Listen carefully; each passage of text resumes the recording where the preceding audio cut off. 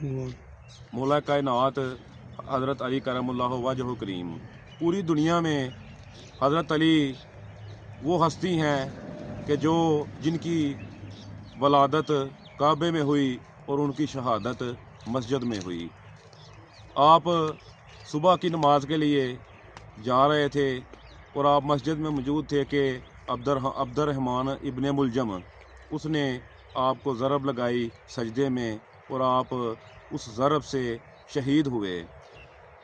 हज़रत अली जंग के दरमियान आपने 87 जंगें लड़ी, किसी जंग में भी आपको एक जंग में भी शिकस्त नहीं हुई, सब जंगों में आपने जीत हासिल की।